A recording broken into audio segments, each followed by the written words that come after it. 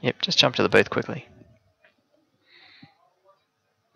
Howdy folks, and welcome again to Next Level Games Eternal Masters Weekend. We're here for the very finals. This is the top 8 of the Highlander event. This is the last scheduled event that we're going to have for this weekend.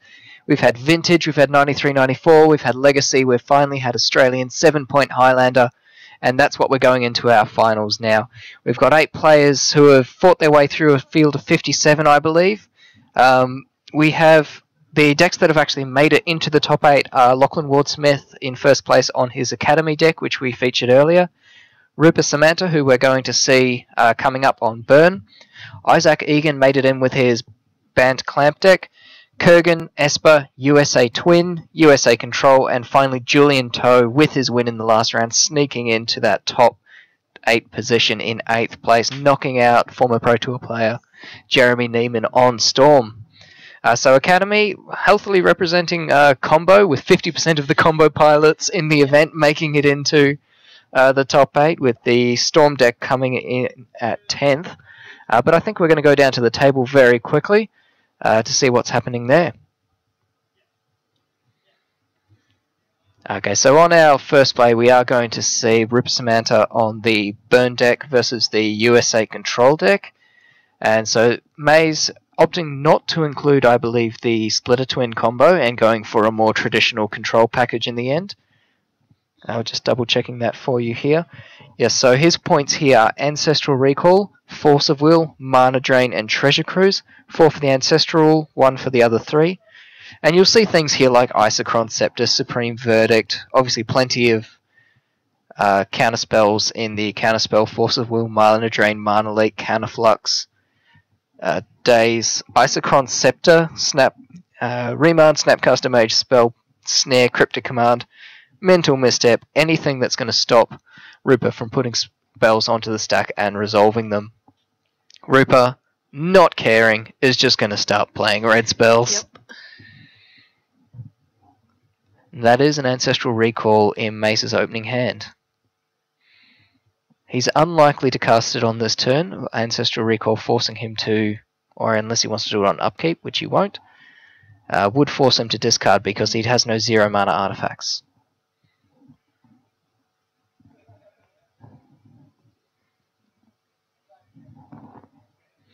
Rakdos Cackler getting in for 2, playing a Foundry Street Denizen, land, and more spells. Skull Clamp. Passing the turn, Maze cracking it.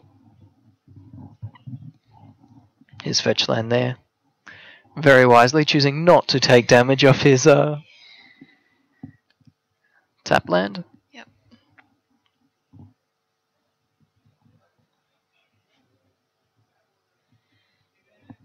I think what Maze is probably going to dig here for something to just clear the board, and hopefully he can then trade 1 for 1 once he's cleared the board.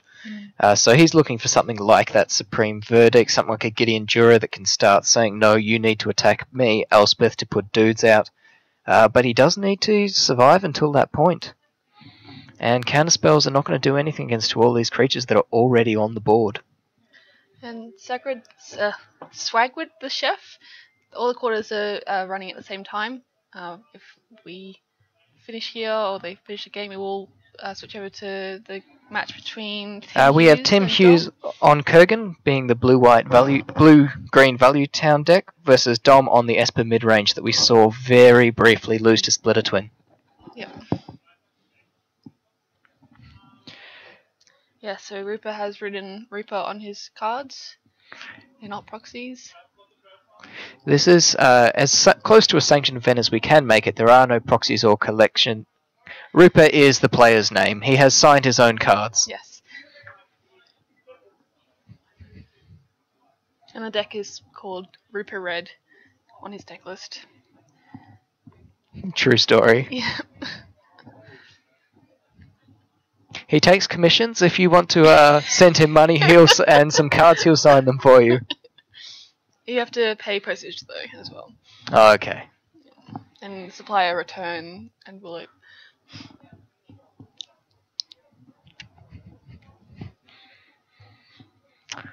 Is that Eidolon in play? I don't think it is. Doesn't look like it.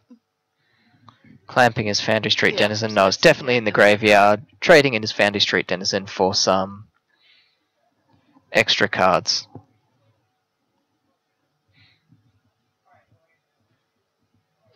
Putting the clamp back, making it a 3-1 again.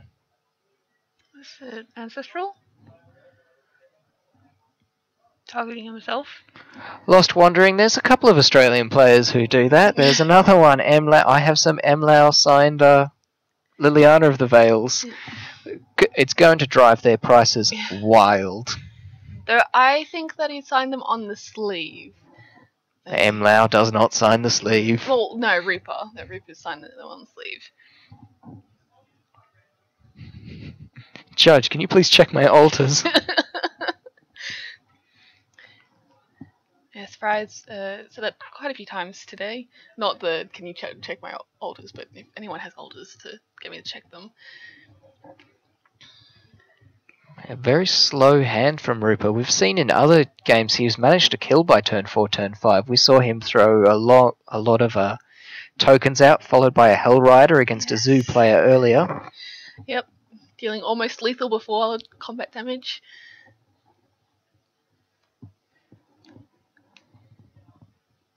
Yeah, putting his opponent down to 5 before their blockers could even be declared.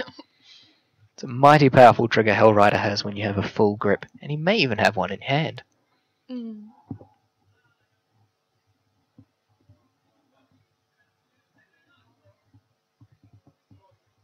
Okay, so it looks like Snapcaster Mage may have come down and targeted either the Ancestral or the Lightning Helix.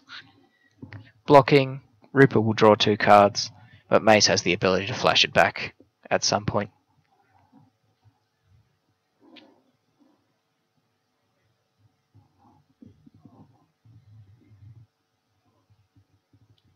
I think that's a Tech Edge in his hand and an Isochron Scepter. Isochron Scepter now wishing he hadn't played that Lightning Helix earlier. Yeah.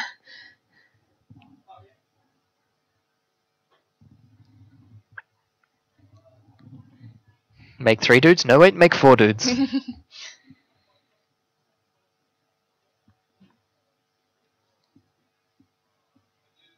And those 4 are just going to be beautiful food for Skull Clamp. If Maze doesn't put a creature down, they'll attack in. Second main, just start drawing cards. Yep.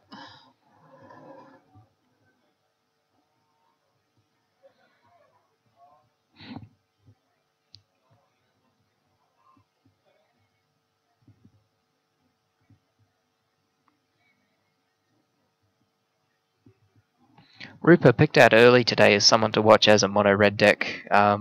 They do sometimes fizzle, but a lot of the times they can be quite powerful in this format. Yeah.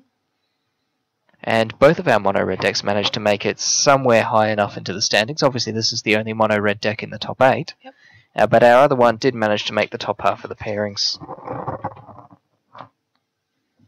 But unfortunately, I do believe he dropped, and I can't give you an exact position for him.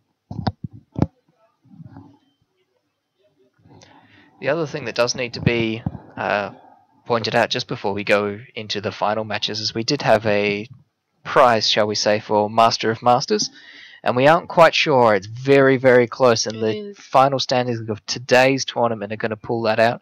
Yeah. Graham King managed to come second in both the Vintage and the Legacy, but he hasn't managed to do the same for... He's had a rather poor performance today. Yeah. Whereas Leroy Martin, another Canberra, I believe. Is he a Canberra or is he Brisbane? I think he's Brisbane. He's a Brisbaneite, and he's managed to go worse than Graham in every event thus far, except for today. He's managed to beat him by a little bit, and so we're just going to have to work out exactly. Okay, so we are going to go to table 2 for a second. We are experiencing some technical difficulties. And so this is Tim Hughes on Kurgan, which is the blue-green kind of value town deck. It's going to be running Ancestral. It's going to be running all the ways to return that and just removal spells, and hopefully it'll outdraw its opponent and eventually find a win con. You'll find the same kind of counter spells as we saw in the original one in the list previously. But instead of obviously the red spells, he's opted for the green. Not often you'll see things like Toxic Deluge and Thragtusk in the same deck. No, not always. Just some very, very powerful singletons and a very good draw engine to get all the way through. Yep. And he's playing against the Esper deck. And speaking of prizes, I do have the list of the prizes for this event today from the TO. First place is a Mox Emerald. Second place is a Grim Tutor. Third and fourth both get a Jace the Mind Sculptor. Fifth through to eighth get one pack of Modern Masters and a Stoneforge Mystic. And ninth through 12th get 2 Modern Masters packs each. Okay, we've fixed our problem here. We are going to go back to the main table here. The original Rupert Red versus USA Control.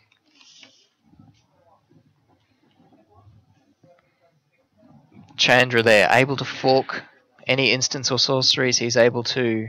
Rupert is able to cast. Works really well with Gush. Yes.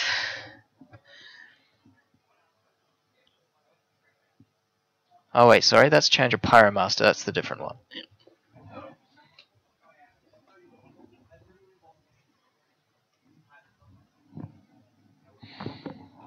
Actually having a permanent effect on the board that Maze is not really going to be able to help deal with in a lot of ways. Beyond the burn and the Council's Judgment, Detention Sphere also, but otherwise he's not got a lot of ways to interact with that.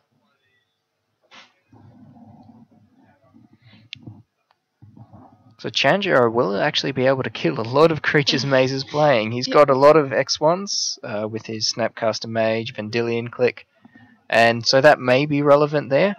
But I think Rupert's just going to be using this for the 0. Draw an extra card every turn. Yep. He now has to fight through a mana drain under an Isochron Scepter. 2 mana drain. Seems pretty good. Yeah. For those of you who have just arrived, we are watching the Next Level Games Eternal Masters Highlander Top 8. This is Australian 7-point Highlander, a variant on the singleton formats that are played around the world. The main selling point of this one is that we do have a points list, which is used to determine, the power level of cards, and you're allowed to use a maximum of 7 points in your list. Black Lotus being the prototypical 4-pointer, and something like a Force of Will or a Mana Drain being a 1-pointer. And with Mana Drain under an Isochron Scepter, he can play a lot of points. Yes.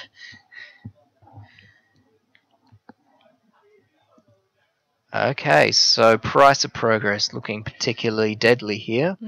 Maze contemplating taking 6 off it right now, though he can just activate the Isochron Scepter, which may leave him open to any further spells. A 4 cost coming out of his deck, something like a Hell Rider or something, may be scarier, but he does elect to Mana Drain it.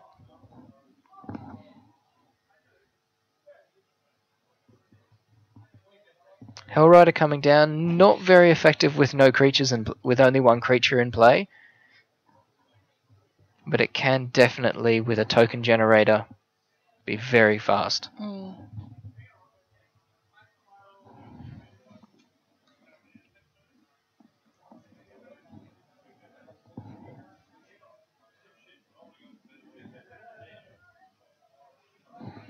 And that's 4 damage crashing into Maze.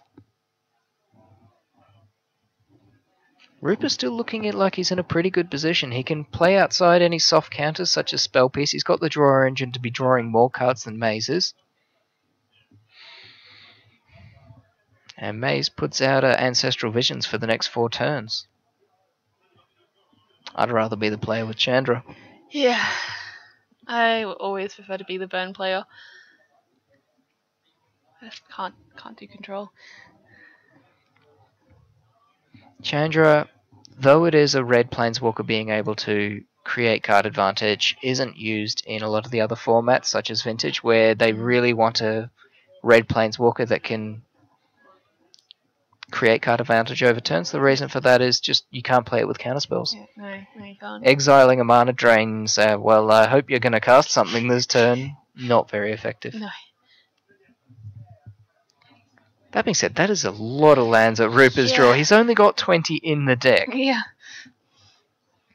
He's got 9 mountains out.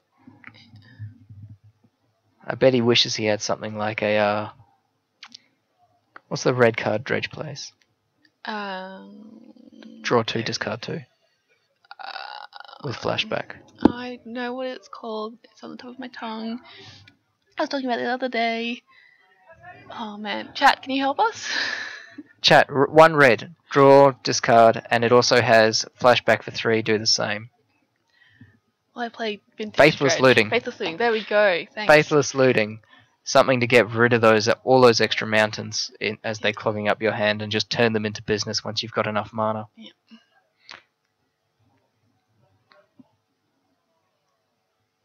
Yeah, Faithless looting being a card not played in the Vintage version of Dredge. No, you get to play the much better version. Yeah. You get to play Bazaars. Yeah. Okay. Vents are here coming down. Not sure what it's targeted.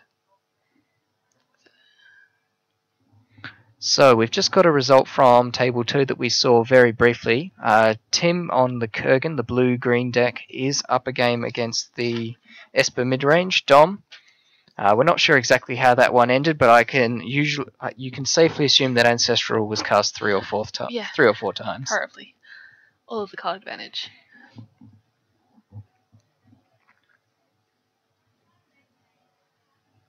Tim is the player who managed to give Neiman his first loss. Neiman with 2 cards in hand. Tim goes Dig Through Time, finds Duress and Inquisition. Ooh.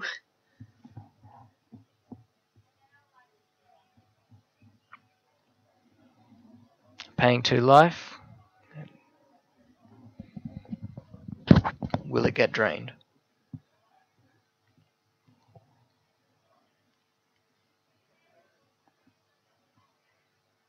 May's electing to go down further.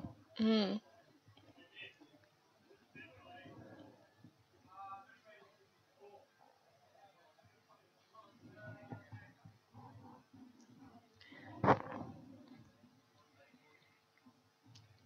It's got another one.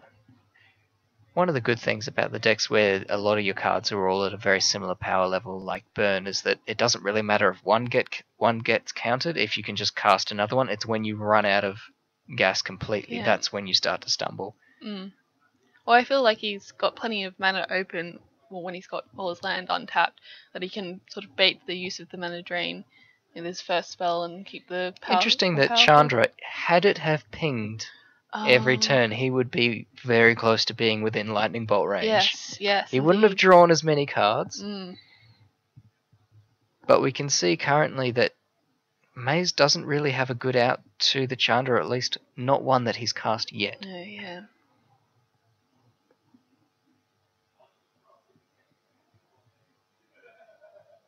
Did he say go? It looks like he did. Oh, that may have been end of turn. Yeah.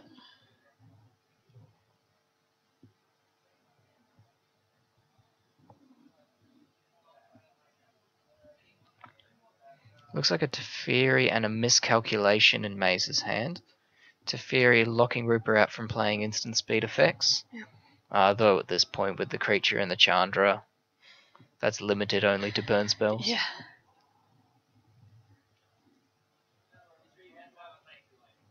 Cryptic bouncing Chandra still has miscalculation in hand, which should allow him to counter it on the way down, I believe.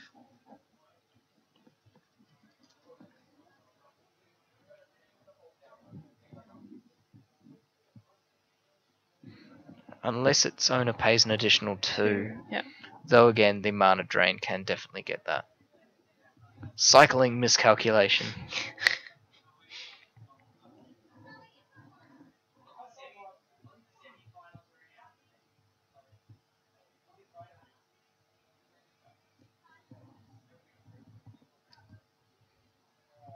Mana drain really doing its work here, forcing Rupert to have 2 cards a turn.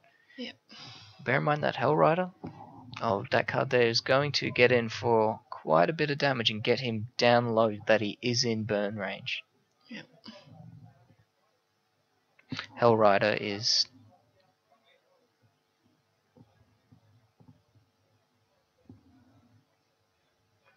Okay, so we are going to flash in that Teferi, stopping Rupert from doing any combat tricks, as he's unable to cast spells at instant speed. But he's going to draw 2 cards, which is something that's going to help him get around that drain. Yes. Though I believe one of them may have been a Chrome Mox. Yep. Looks that way. So Spear.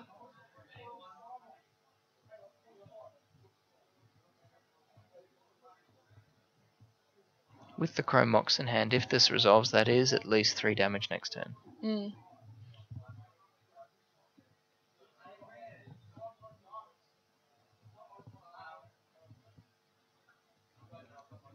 You've got to think if that vision goes off, he's going to draw into enough gas that this really is coming towards the end of the line for Ripper. He really needs to close this game out as fast as possible. Yep.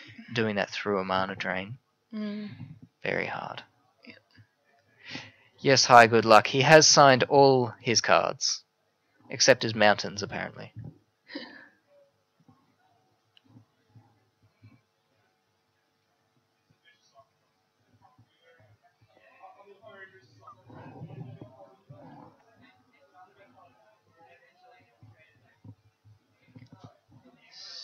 Oh, so he's going to put that in for its dash cost. Dash a change on, what was that, Super Speedy Rocket Man from like Unglued? Yep.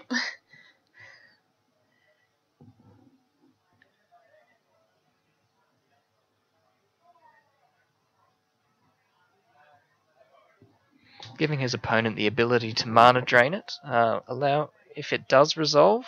And it looks like Mace is asking a judge a question. Most likely about the dash creature. Okay, well, if we're going to have a judge call, let's just jump over to table 2, see how Tim's going there. Yep.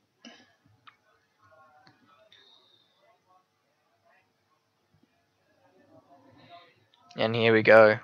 Now, Tim Hughes is up game 1 here. And looks like game 2 has just started. Tim Hughes more than happy to play the control game until he gets his value creatures going. Okay, let's flip back to table 1, and we'll probably be able to catch the tail of game 2 on table 2 there. So it looks like he countered the dash, allowing Chandra to resolve. Most likely triggering the Swift Spear. If he drops down the Chrome Mox, even if it imprints nothing, that represents 4 damage this turn, putting Maze at 1. Negating the use of any fetch lands. So there we are. Triggering the Swift Spear.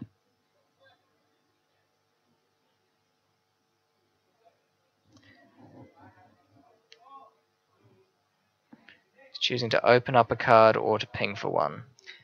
Well, we'd ping for 1, right? Because then swinging for 4.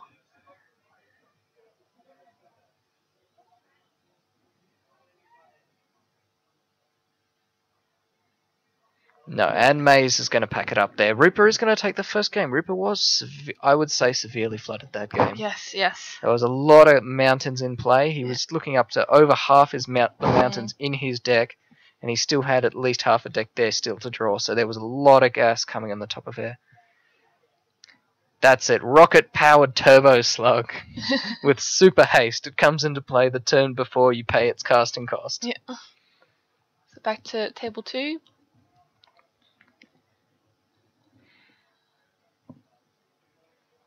So it looks like he may have allowed the Stoneforge Mystic to resolve, may have allowed the Skull Clamp to resolve, and is simply cracking his fetch lands to cast something such as an Abrupt Decay at end of turn. Mm. If his opponent did get the Batter Skull, that's a very nice play on the Stoneforge Mystic. Oh, but that Baleful Strix, how much value town is that with a Skull Clamp? Come into play, draw a card, deal a damage, come back, draw a card, draw a card. Mm-hmm. It's like having 2 of them with a Goblin Welder. Yep.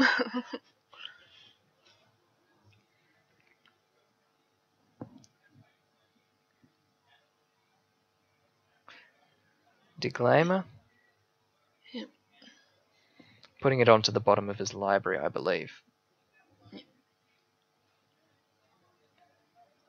Oh, shuffling in. Hmm. So Stoneforge can just grab it back again, if he so wishes. Yeah, if he's able to bounce it and bring it in. Mm.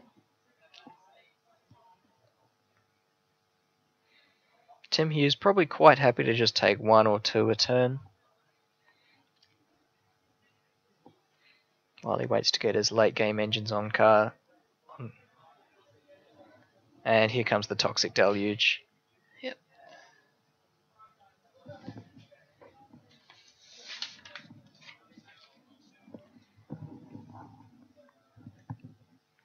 And that's a very good way to negate your opponent's early turns. They spend their turn getting a Stoneforge out, getting a couple of creatures.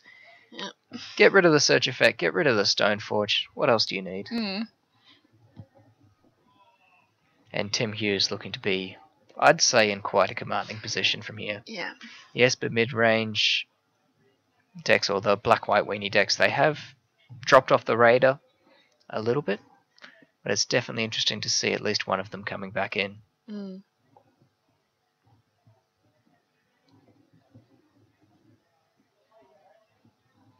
Now, is that a Gerard's Verdict? Target player discards 2 cards and loses 2 life?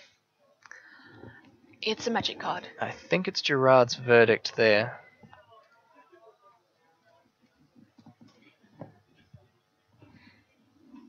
Yep, that's definitely a Gerard's Verdict.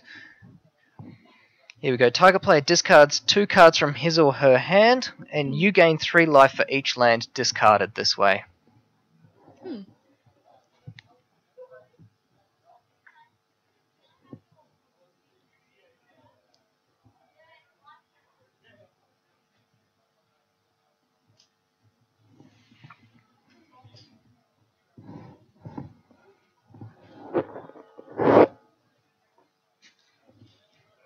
He does. Tim Hughes has the Force of Will, but it looks like he's simply going to discard at this point.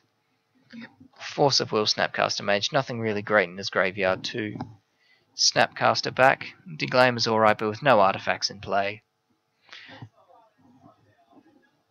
And getting rid of the Force of Will plus the blue card basically means he's forced it with... Yep. And without exiling the Snapcaster. So I don't know if he's got any way of bringing that back in. He may be still running the Regrowth. No, it doesn't look like. So as we said earlier, the points in Tim Hughes' deck are the Ancestral Recall, the Force, the Dig Through Time, and the Jace. On the other time, in the black-white weenie deck, we've got Skullclamp for 2, Steel Shaper's Gift to replace that Stoneforge Mystic, the Stoneforge Mystic itself, True Name Nemesis, and Jace. And the one-off Singleton Treasure Cruise, as they are all singletons. Yes, except for the basic land. Yes, you may play any number of basic land if you wish in this tournament. As we can see in Reaper's red deck of 20 mountains. Mystical Teachings, once a great standard card, still absolutely fantastic in this format, being able to get Ancestral Recall for no points. It's very good. Merchant Scroll used to always be played in the blue decks till it managed to get a point, and it used to be the best tutor for Ancestral. Yep. Now that we're looking, if you're looking for 0-point tutors, you've got to go all the way out to Mystical Teachings at 4 mana. But the flashback also makes it fantastic. Yeah, I do find that rather interesting how they every so often change the points to match the meta and shake up the format. It's quite nice. It doesn't stay, stock still. Yeah, the most recent points, I believe, added a point to both Treasure Cruise and Dig Through Time. Yes. It also removed a point from Grim Tutor. Yeah. And so we have seen Grim Tutors here today. Jeremy Neiman on the Storm deck was taking full advantage of having a free Grim Tutor. Yep. Myself and my channel deck, that is also the case. Garrick Relentless here becoming negated.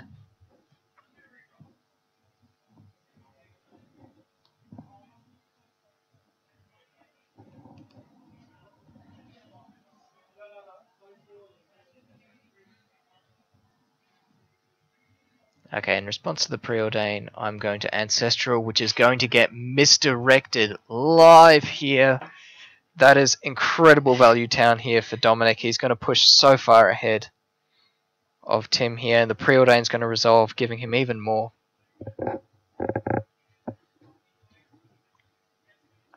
control over the game as he looks at the top 2 cards. Though we do have the game 1 is going into game 2 now, so let's jump back through there and let's watch the end of that.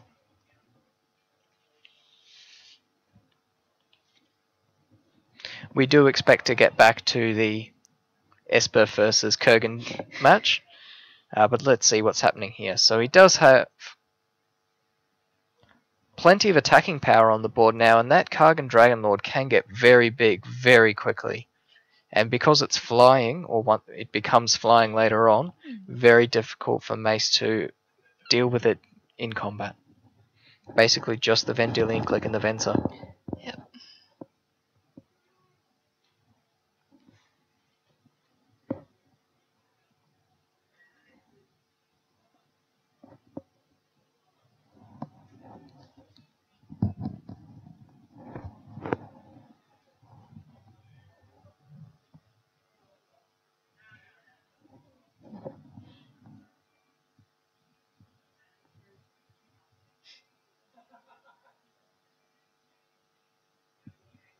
And Kargan Dragonlord going away.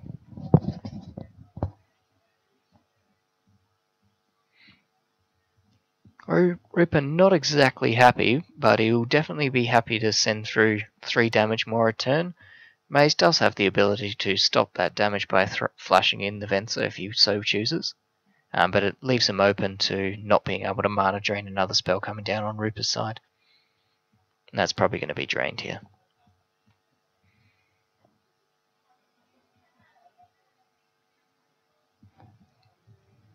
The 4 drain mana probably going to be very important. He's going to be able, if he so chooses, to put down the Venser, locking Ripper out of instant speed spells at instant speed, and still have up some burn.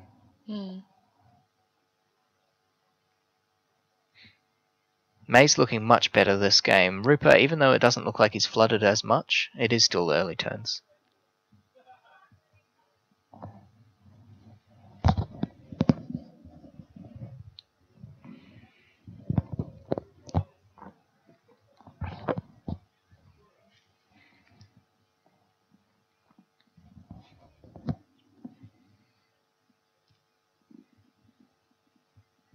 Be able to lightning bolt something, or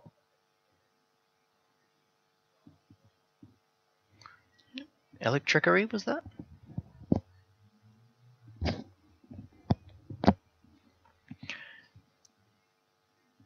Either way, May's absolutely just clearing Ripper's board.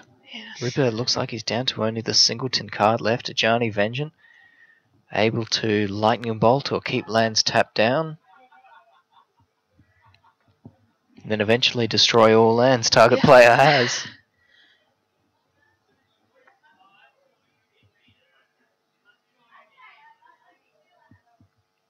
Oh, so that was a lightning helix that was snapcasted.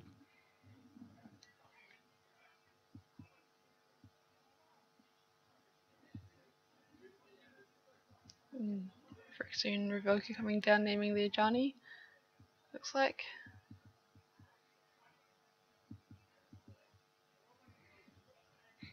Torch Fiend, a perfect replacement for Hearth Kami in mono red.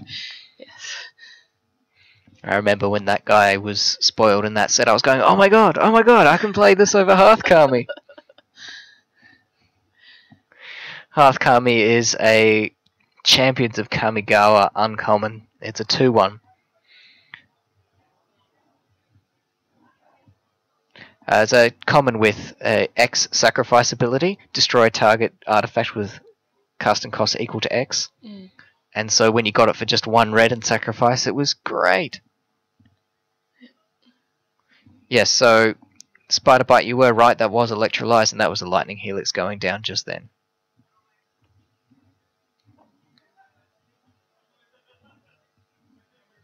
For those who have just tuned in, this is the Australian Highlander Masters for the Next Level Games Eternal Masters series. This is the top 8. We've got Rupa Samata on his mono red list called Rupa Red versus Maze and Daljovic on a on a USA control list, foregoing the Splitter Twin combo, which is debatably more common among those playing the blue, white, and red colours for a control style deck.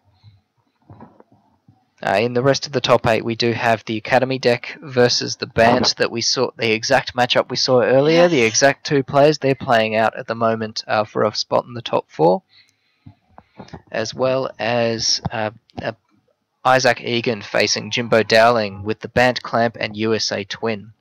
So you do have 3 USA decks. Sorry, 2 USA decks, one with Twin, one without, and 2 Bant decks, both using Clamp.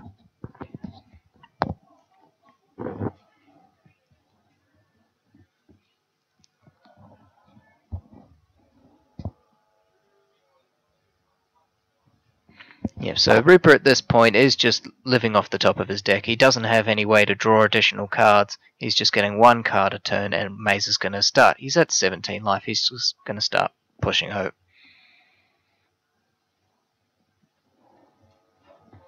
I suspect this game will be going to a game 3. Yes, it's looking that way. With Rupert on the play, he can do a lot more pressure.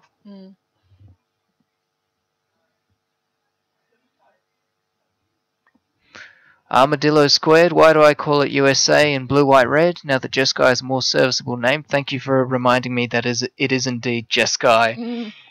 No doubt I'll get used to the names at some point.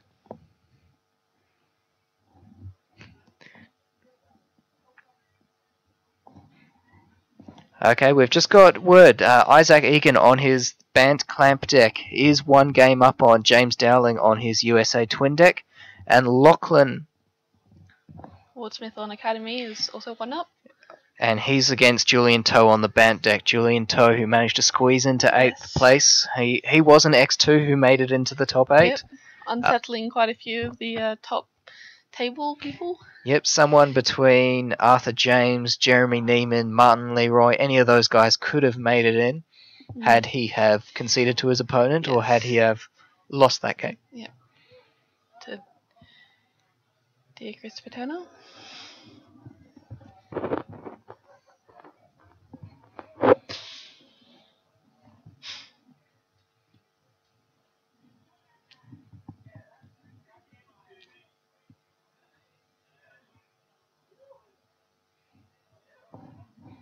Yeah, so for at the moment, the decks that are 1 up are Academy, Bant Clamp, Kurgan, and US, and the Burn deck. But the Burn deck looks like he's going to be very quickly 1-1.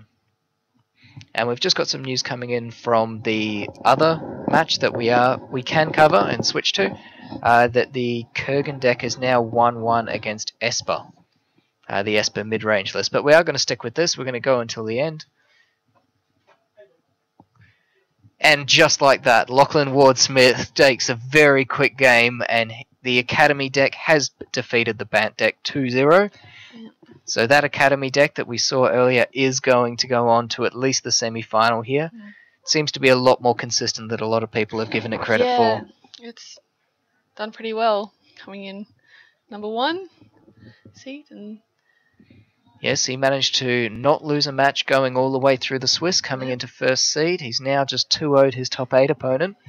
I bet he's feeling very good right now. He did also, I believe, come 9th in the Vintage. With the highest unpowered list. Yep. We haven't to date had a unpowered list come in the top 8 of a Masters Vintage event. David Brocci 2 years ago managed 12th. But Lachlan Ward-Smith, who is now in our top 4 for our Highlander, managed to do it on Saturday with his green-white Hate Bears deck that runs no planes to get around Massacre, as I found out. Double Eidolon here. Eidolon. Eidolon.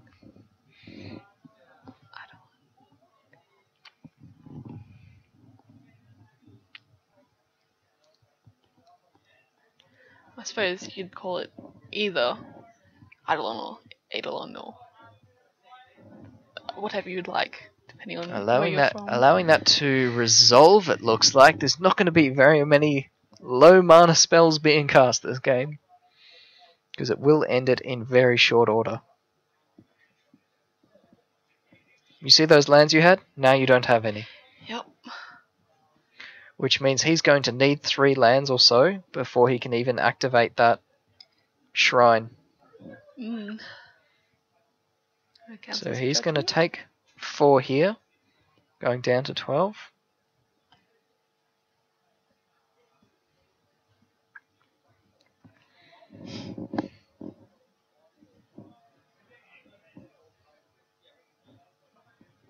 Snapcaster is already down.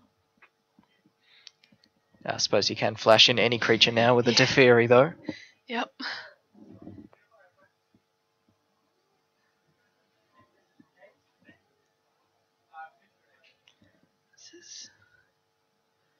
Looks like the pace is speeding up quite a bit.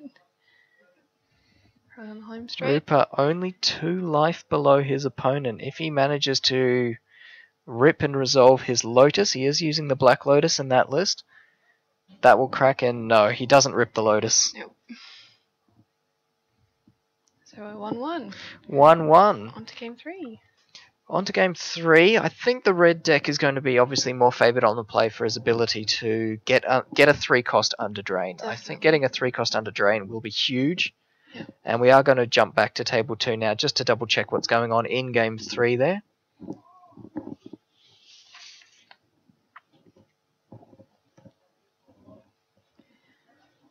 Day loan. Sure. And we're just setting things up to go to table 2. Dominic with the first turn Either Violet looks like that's definitely going to be a help to get through Tim's very heavy counter package. Yes. As we went through a counter package earlier, it's very similar to that, though because the Kurgan deck has very few real threats, it does also run a lot of disruption in terms of removal, so that it's not a given that Either Vile is going to stick around for very long. Or any creatures that do manage to get viled in. He does have the Abrupt Decay, he does have a couple of other guys, especially in the sideboard, that he's able to bring in to just get rid of that. Declaimer, for example.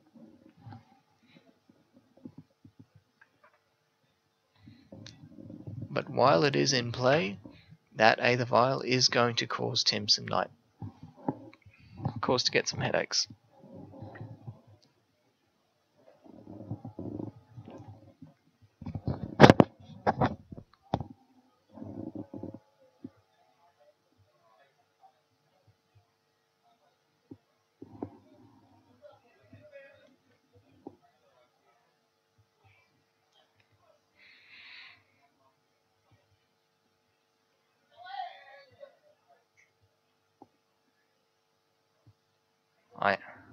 Dominic flipping his Delpha to Mental Misstep. That's going to negate some of the removal which may be aimed at it. Bear in mind, a Pernicious Deed just gets rid of everything. Yes, that does. Augur of Bolus, for those playing in Standard, just after Coreblade and the Tezzeret era.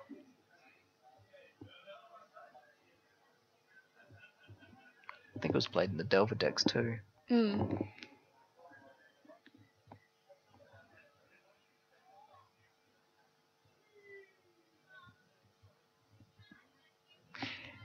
Yeah, 15 or less. Anywhere between 0 to 15 is what a sideboard can have.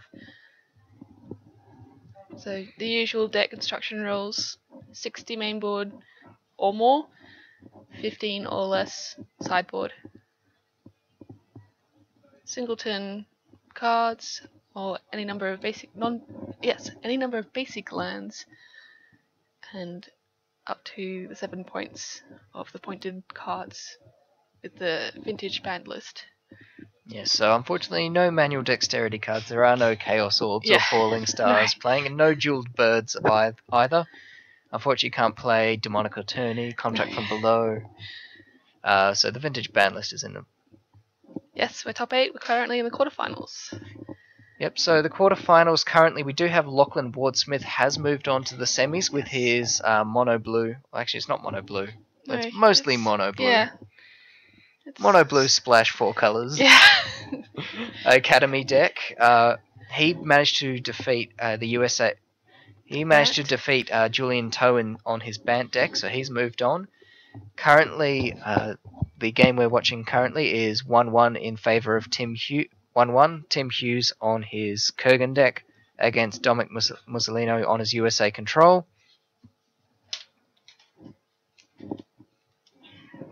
Yeah, so unlike the Canadian Highlander, which someone told us earlier in the stream, the Australian 7-point Highlander is 60 main, 715 sideboard.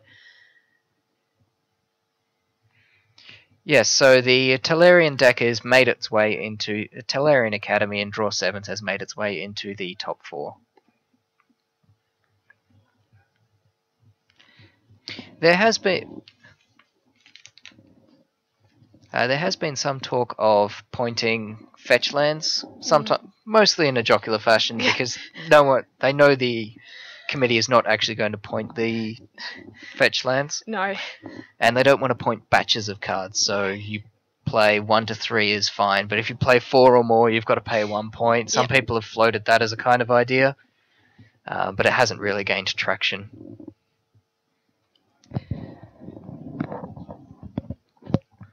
Memory lapsing is fact or fiction. Oh, force of will.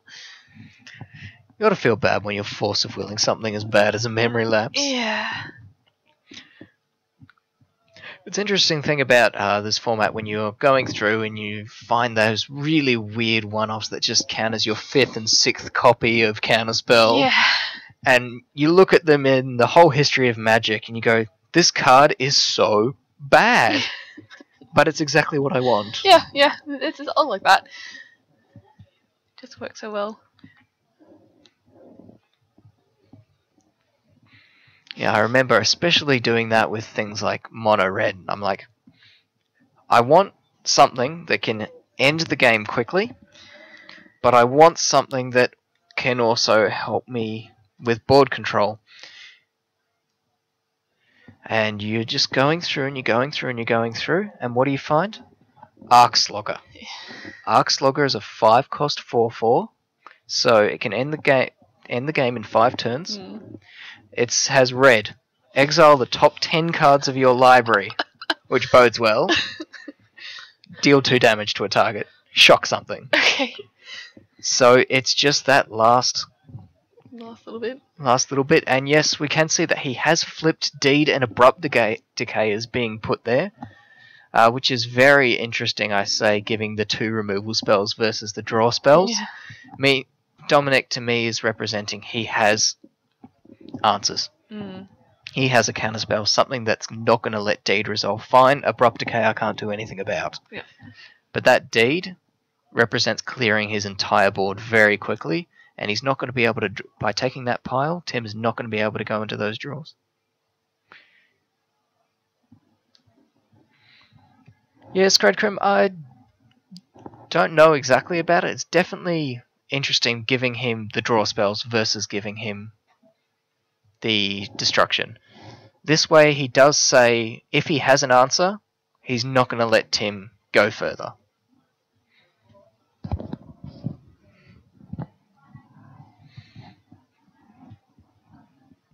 I'm fully expecting this to get drained. No?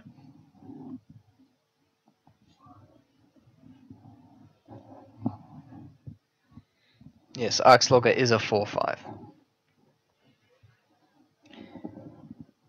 Thank you, Scruffalicious.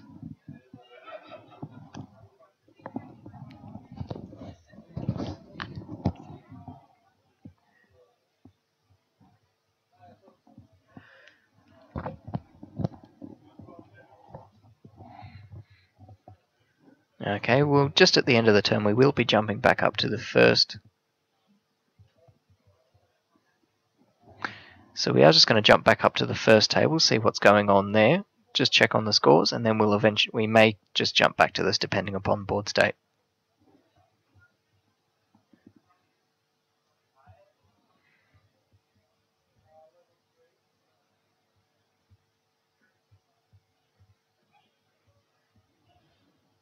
And it looks like Rupert is flooding out again, unfortunately. Yep.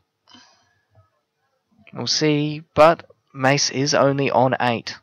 He does have the Restoration Angel, but he doesn't have any way to draw cards. Only 2 cards in his hand.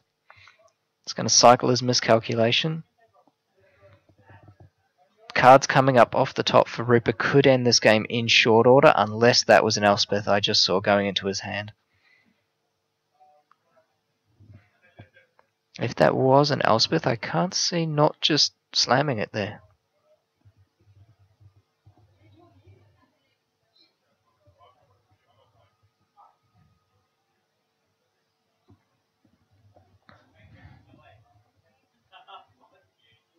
And that was Elspeth.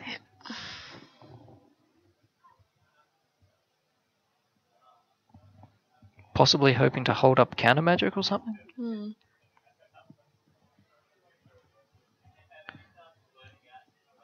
Rupert does have the burn spells to go through here. He doesn't actually have to go through Elspeth. He doesn't have to go around the creatures. He can just go straight to the dome with plenty of burn. Yep. If he were to drop something like a Sulfuric Vortex here, that would be very, very bad for Maze. Yes. He'd have 4 turns to end Rupert, and while he can put 8 damage in the air also, actually that's enough. Just flying. Yeah. Give my Restoration Angel +3/+3 and flying.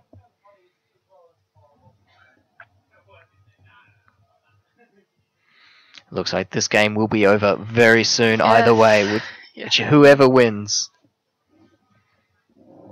Banefire being uncounterable. I don't believe he has a Banefire in the deck. I think his highest damage is the Flame Rift for 4 damage to both players.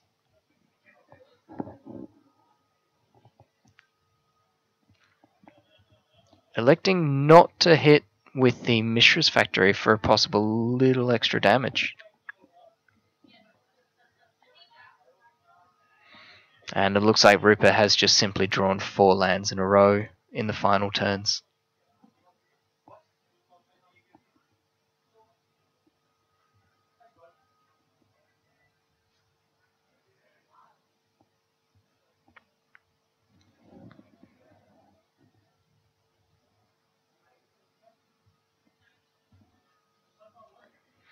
And Rupert goes down, obviously bouncing, making the token, flying, and hitting for more Exactsies, I think. 1, 2, 3, 4, 5, 6, 7. No, only 7. Unless he was doing that, pointing at his Mishra's Factory there and making that flying in 4/4. But that's alright, we'll jump back to that other.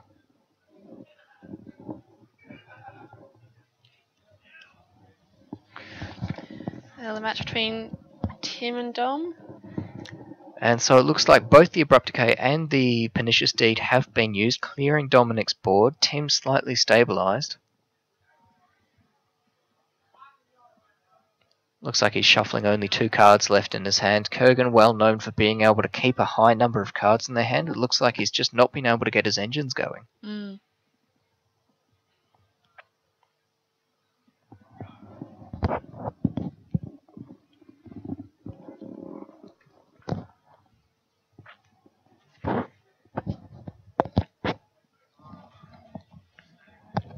And so with that, Maze does move on to the semis with USA control. We will need to double check whether or not he's the one, in fact, which will be facing Lachlan Ward Smith in the next round. We'll have that confirmed for you shortly. And it looks like Gerard's verdict is coming down once again.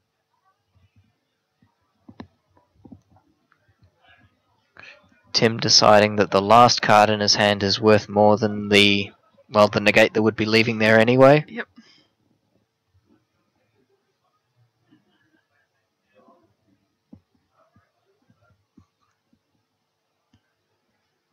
Quickly checking his sideboard, checking what removal spells and things are still there.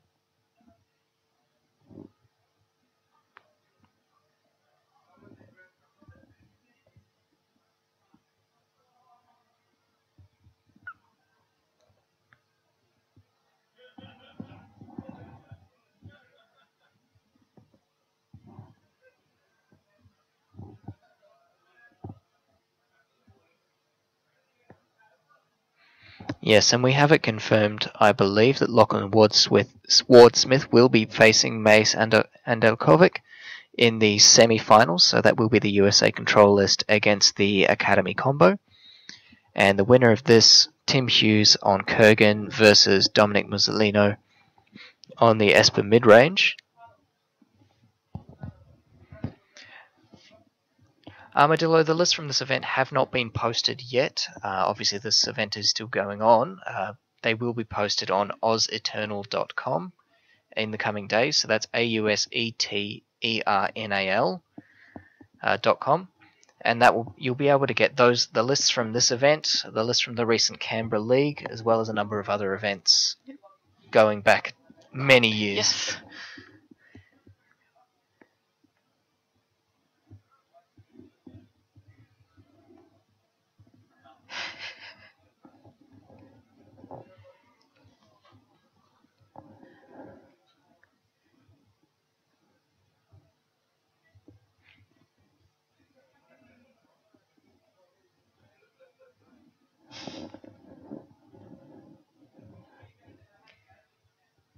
And we play another black weenie just to clamp it. Yep.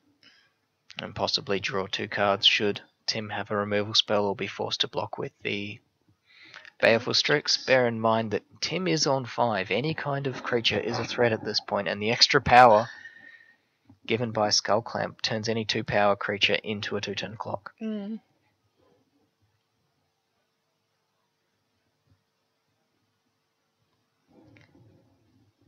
Okay, going down 2-4. Lucky he's not playing against a burn deck. Yes. Yeah, the black-white mid-range, not a lot of reach. He actually does need to get the creatures there and in your face. Mm.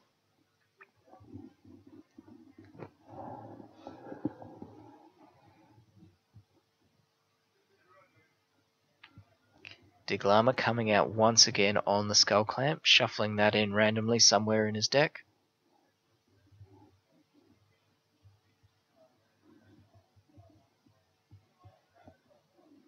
That creature is still a 2-turn clock now, thanks to the fetch. Yes.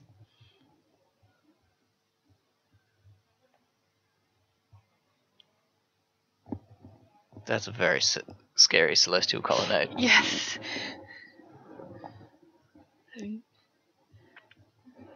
So what does Tim Hughes need to do? He's already used the Abrupt Decay. He's already used the Pernicious Deed. Toxic Deluge is getting very risky at this point if he is able to get something like a Snapcaster to flash it back. He can Doomblade the Celestial Colonnade. Hero's Downfall some of the creatures. The removal spells are still there. Swords is still very effective. But he's at the point where he really needs to be conserving his life total. Chainer's Edict. That'll help.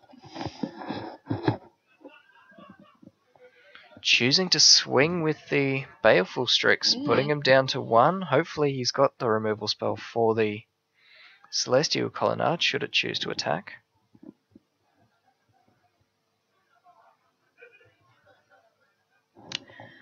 Not spotting the Celestial Colonnade put into play, Tim Hughes makes the attack and is punished. So Dom will be joining the semis. Yep, so Dom with USA Control will be joining the semi-finals, and that does conclude both the matches we have here on camera for the top 8. Be tuned, we don't have too much longer, I believe, left in the round, and we'll definitely be back. Untimed round, so... Untimed round, sorry. They shouldn't be too much longer. We do have 3 matches have finished. Lachlan Ward-Smith was very quickly able to take out Julian Toe. It was a long first game and about 3 minutes for the second game. Yep. But we'll definitely be coming back to check what's happening in the next game. Hi, good luck. I think it was just a mistake. I think he didn't quite... I don't know. Maybe he was trying to play around something he didn't have. Yeah, it's possible. Bluffing the removal spell. Yeah. But we'll see what's happening when we come back next round. Until then, have fun.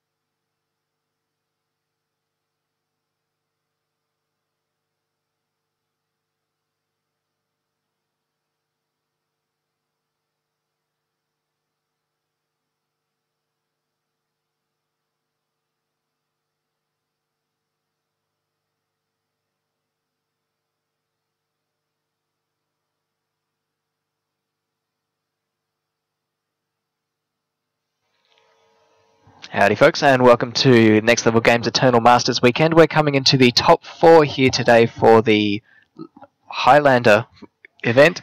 We've got a very long weekend here. We've had Eternal Masters Vintage, Legacy, 93-94. After dark, yep. And finally we're here on the Highlander final day. My name's Joshua Butler. I'm here with Laura Ellis. Hello. And we'll be calling the semi-final, the top 4. We've got 2 matches for you, obviously, there being only 4 players left in the event. We've got Lachlan Ward-Smith, who's cruised his way through this event on his Academy combo deck, absolutely demolishing his opponents. He managed to do a very quick game 2 in the top 8 against his banned opponent, and he'll be facing Dominic Mussolino on USA control. So this is foregoing the Splitter Twin combo. None of our USA pilots with the Splitter Twin combo in the deck have made it through. Unfortunately, Jimbo Dowling did lose his top 8 match, meaning that we have 2 USA control decks here in the top 4, and the other one will be facing Isaac Egan on Bant. The Bant deck being too powerful for the watered-down USA control deck with the Splitter Twin combo. Yep. Now we are going to go down to table 1, and we are going to watch the combo deck versus the control deck. Lachlan Ward-Smith on Academy versus Dominic Mussolino on USA control.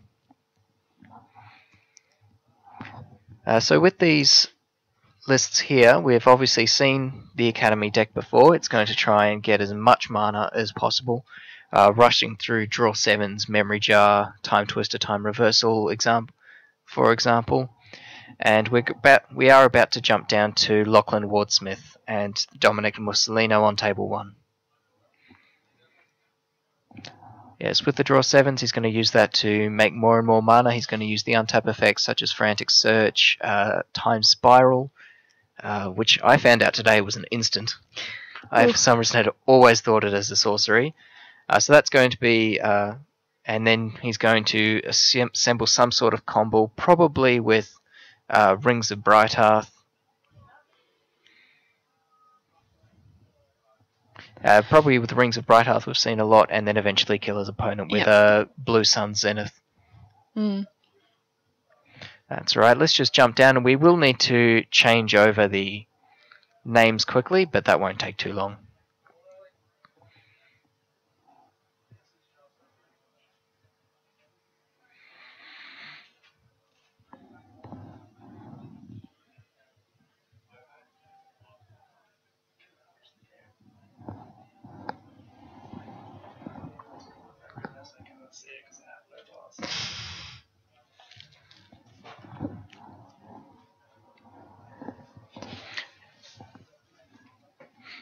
And we have a third person actually joining us in the booth. We have Nicholas Chmielewski, who will be helping us call at least this top 4 match. So we've got Lachlan Ward-Smith on the left with our lovely Academy deck, and Dominic Mussolino with USA control. How are you, Nick? I'm good, thanks. What are you expecting out of this match? I think you actually have the pairings wrong. I think it's Lachlan Ward-Smith playing Isaac Egan. Interesting. We'll definitely get that checked out.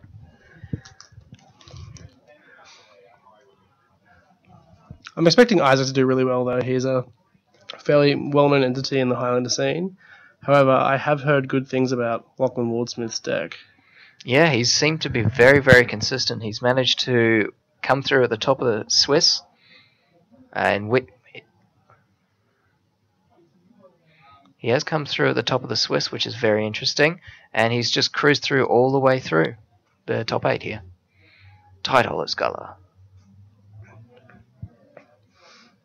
So the pairings are correct on screen. When I was on the tournament floor, they must have sat in the wrong seats, and they must have amended it. So we do have Isaac versus Mace, and Lachlan versus Dominic.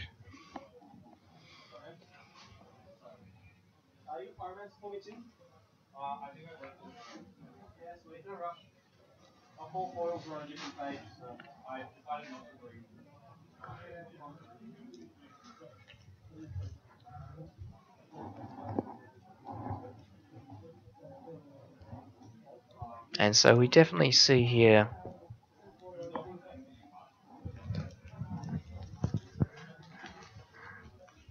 no, we're not. Obviously, we're not looking at Lachlan Ward-Smith's deck right now. We are going to try and get that up as soon as possible. We've just had a couple of errors here, and we are working to get that fixed as quickly as possible.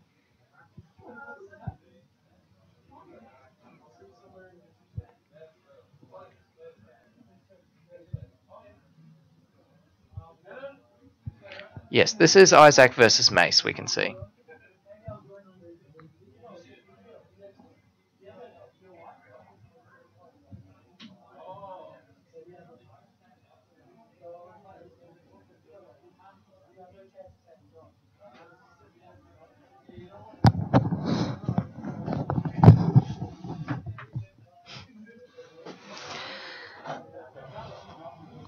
Yes, those arms don't match those names.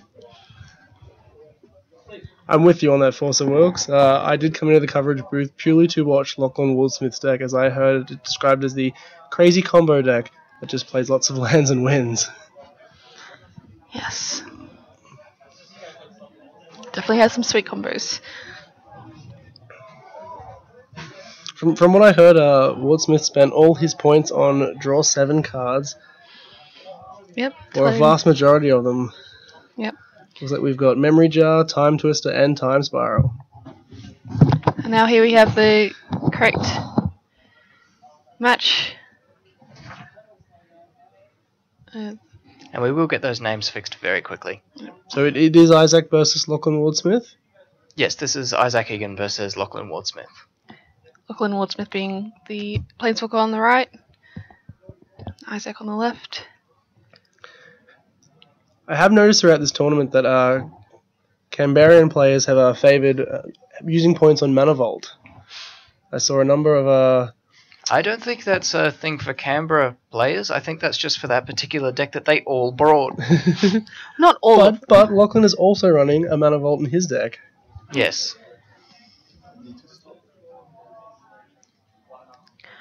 Oh. Oh no, we're just going to check.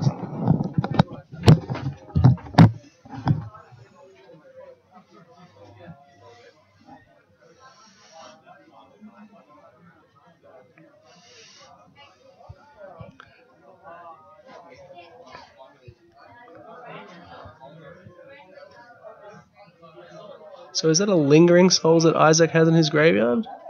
I think it's one of the promo ones. That's a pretty good draw engine he's got there with the Skull Clamp in play. Yes.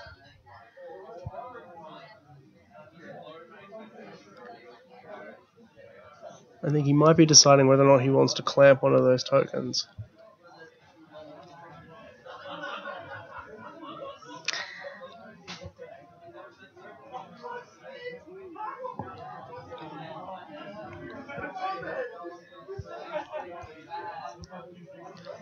Skull Clamp and any 1/1 creature is a pretty good combo.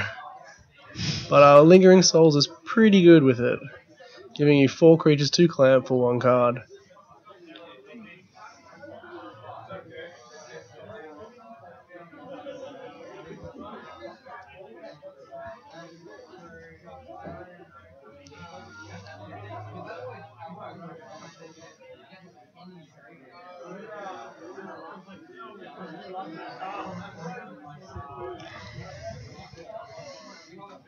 So it does look like there's been some technical difficulties happened with the seating of the players. The matches have not quite been matched correctly.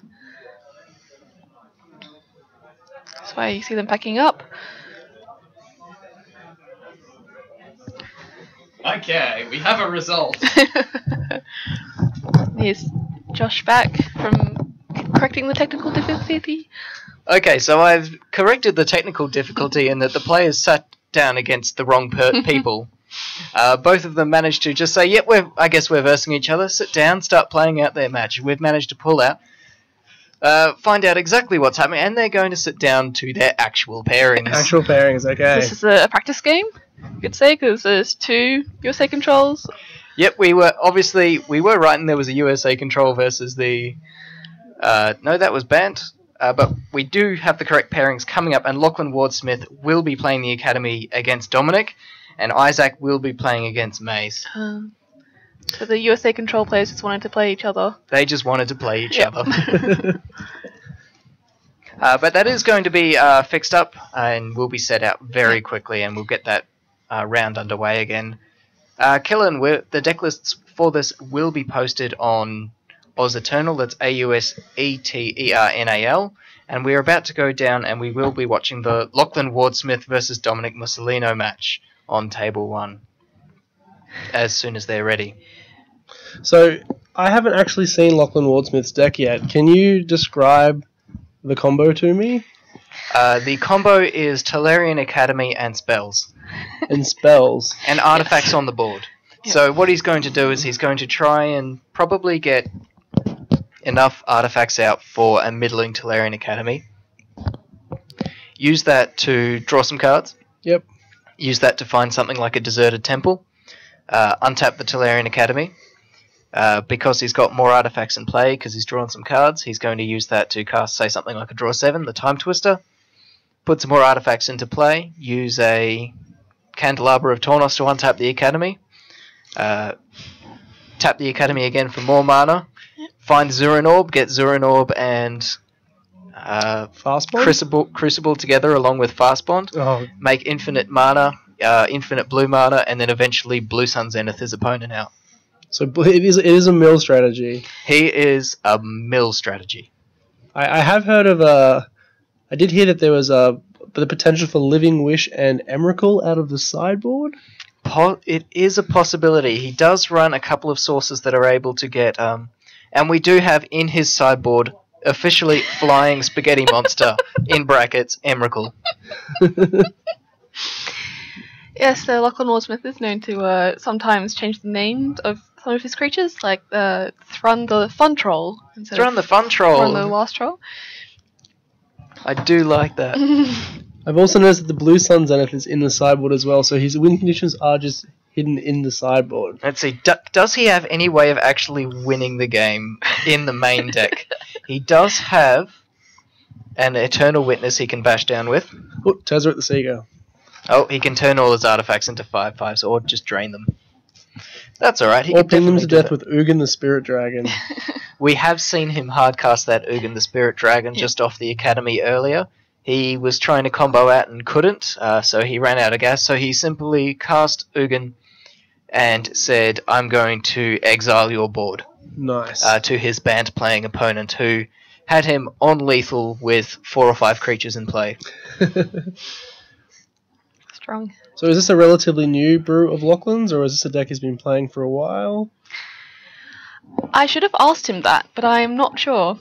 He did put, when Oz Eternal first went up online, he did put a primer out for the deck, so you will be able to find that at ozeternal.com, where you'll also find a lot of the deck lists for example, the Canberra League and a lot of other events. So if you want to see exactly how to play the deck, or at least the older version of the deck, his primer is still perfectly usable. So he's been brewing it for a while then. Yes, I believe it's about a year or so old. I don't think he played it last year, but I believe he may have been playing it at CanCon in January this year. Yeah, that's right. Dominic Mussolino, however, on the USA control, we did see him do quite well in an earlier round. He does obviously have the Stoneforge Mystic package and Geist of St. Truft. Geist of St. Truft representing a pretty fast clock if he wants to simply race Lachlan, or at least attempt to do so.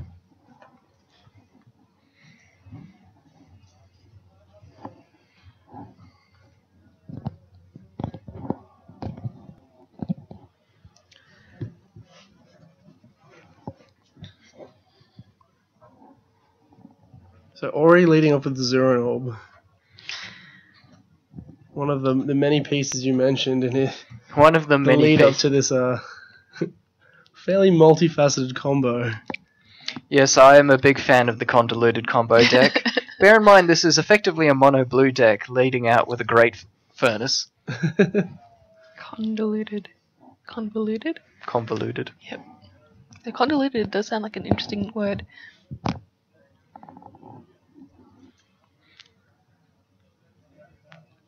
And we will be able to periodically get updates on the second game, which is Isaac Egan on the Bant Clamp deck we saw earlier with Julian Toe playing when he managed to bring his upset victory to cause him to make top 8 in the place of a couple other players who may or may not have ID'd into that spot, and Mace on the USA control list.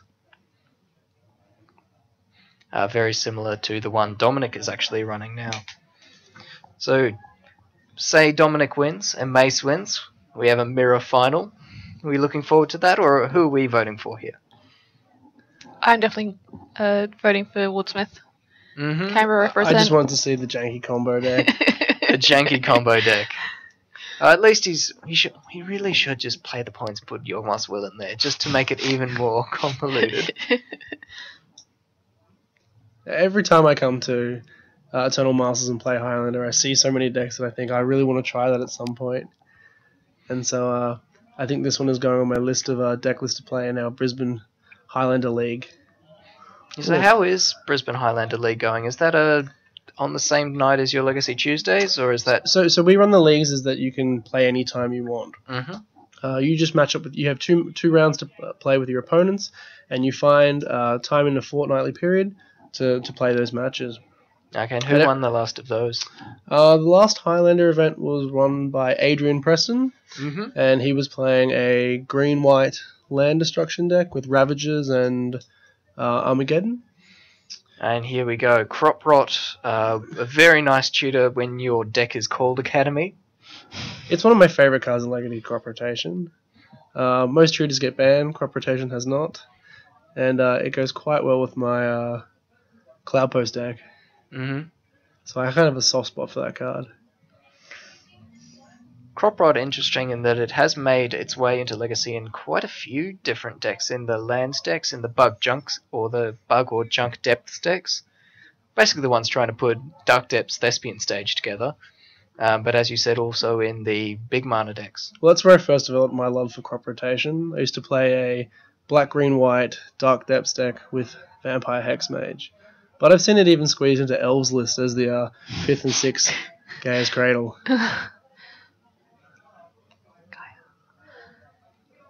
Okay, Eternal Witness here being remanded.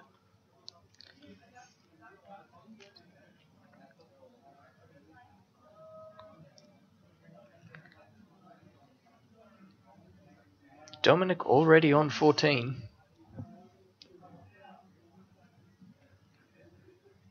Two untapped coming to play tapped lands off 2 fetches. So presumably he wanted to Eternal Witness the Crop Rotation here. Crop Rotation, get rid of the Crop Rotation for using the extra mana off the bounce land. More. And this is where we see Academy just putting out artifacts.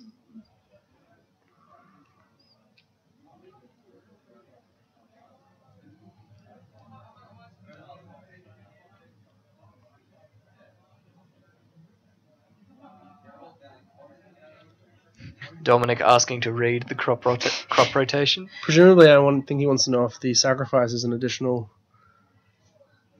cost. I do believe that it is. I know that it is. It is not very fun when you have it counterspelled. Mental Misstep. They didn't even pay mana for it. Thankfully, Mental Misstep is now banned in Legacy. Hey, you're casting Emrakul. But I'm paying 15 mana for it. Yeah, it's fair, right? Snapcaster Mage here remanding the Eternal Witness again.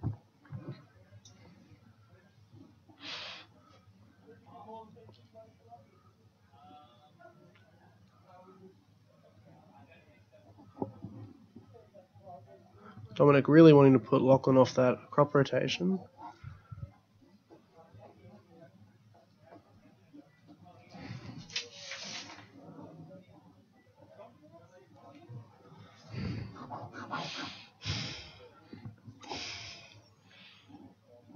And I do need to make a correction to my earlier statement. Dominic is indeed on Esper. Yep, Esper mid-range. Oops. Biofront, this is still an evolving format. There's a lot of different, though it does evolve more on a flavour of the month kind of I guess you'd say, kind of table or dial. Sometimes aggro is really, really effective, and a lot of players are boarding a lot for it. Back about 6 months ago, Zoo was huge. Everyone wanted to play Zoo, and the good players were winning the Zoo mirrors, very much like the good players were winning the Core Blade mirrors back when that was in Standard. And so Carl Ed did go on a bit of a tear with that Zoo deck. I think he won like 2 or 3 leagues as well. Yeah, he won 2 or 3 leagues plus another 2 events in a row. I think he won 4 or 5 events in a very short period of time. I do believe that Highlander is really, truly one of those formats that really rewards you for playing the same deck inside and out, as you get to learn the intricacies, Yep. and you know what to expect to draw from your cards and how they're going to interact with other strategies out there in the format. Yes, knowing exactly what you're up against is a huge thing in Highlander. Counting his Talarian Academy mana, and it looks like it's tapping for 1, 2, 3, 4, 5. A misstep on that top from Dominic. Ooh, and a Geist. There's that clock you were talking about, Josh. Yeah, he just needs to keep Lachlan from casting things that will further his plan a lot. Basalt Monolith, Zuran Orb, these can all sit and play because they're effectively do-nothings until he's comboing. Dominic swinging in for 8 damage here. Plus, Lachlan can buy a lot of time with the Zuran Orb. He can buy 6 life currently. That's almost a whole turn. They tap for a lot of mana, but they don't. See, ripping a Crucible or something like that will allow Lachlan to go up to infinite life at this point. Lachlan, realising he doesn't have it, is going to shuffle up. And we're going to go on to game 2. We will just quickly jump down to table 2 to see what's happening between Isaac Egan on his banned Clamp deck against the Maze on his Jeskai control deck, as I have been told. Yeah, and there are also like location variations between the Highlander decks. Like Canberra decks are a bit different to Melbourne decks, and yeah, and you can see a lot of the Melbourne players really playing with and or against Skull Clamp a lot, showing that the popularity for Skull Clamp. Yes, which really isn't seen in many other places. Yeah, it was hotly contested for a while, but I believe they recently just added a point to Skull Clamp.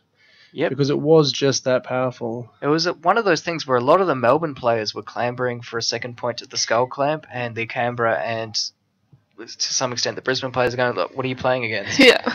It was just almost, in some ways it was very much like Survival in Legacy when it was banned, because in Melbourne Skull Clamp was everywhere. And it's one of those decks that just because it is playing mana dorks, the Skull Clamp doesn't actually have to do anything. Yep.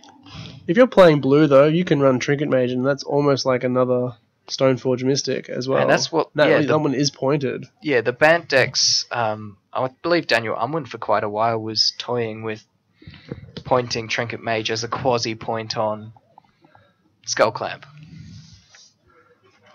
And that's why some of the banned decks still do play that Skull Clamp in the normal green-white shell. They just add blue, they get Mana Drain, they get Trinket Mage, which increases their consistency for getting Skull Clamp. And as well as obviously your great card filters like Brainstorm and some conditional counters like Days that don't require a lot of mana commitment.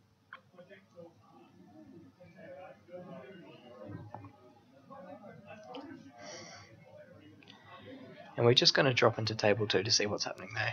I believe they're sideboarding up, and Isaac won the first game. So lovely coverage of players shuffling. For those who have just joined in, this is the Next Level Games Eternal Masters series, the Highlander Top 4. We've had Vintage, Legacy, 93-94 After Dark, Yep. And finally we're here at the last event of the weekend. Our top 4 decks are the Academy Control, the Esper Midrange, Bant, Skull Clamp, and the Jeskai Control deck. And Isaac Egan up 1 on the Bant Clamp, and the Esper deck also up 1.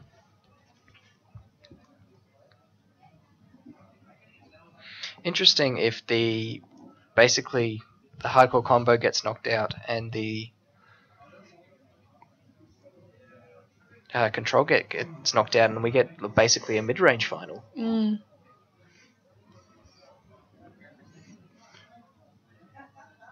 Who do you think's favourite to win, Josh? Between Isaac and Mace. Or in the whole top 4? Which deck are you gunning for? And which deck do you think will win? I'm gunning for Academy.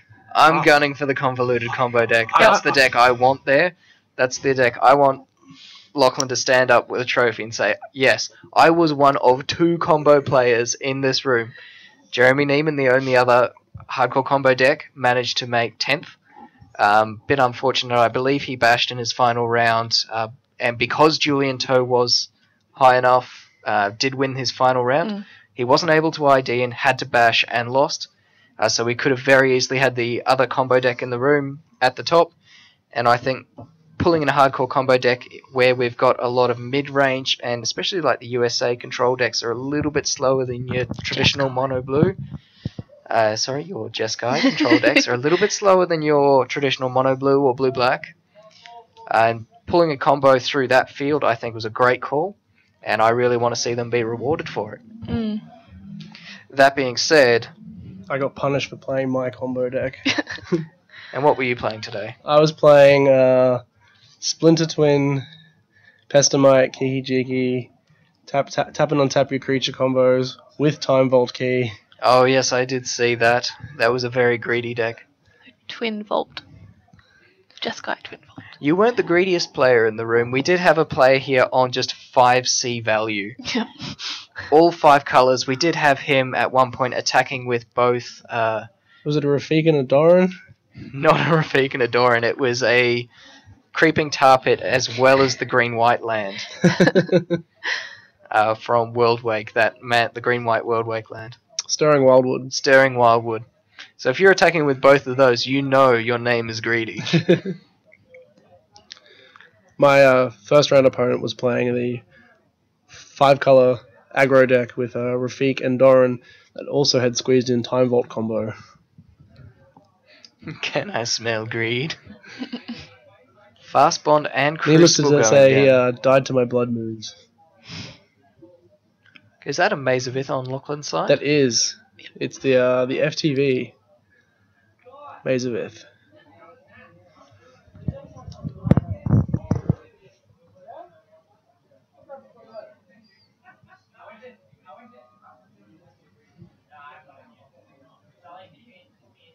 Dominic up a game here.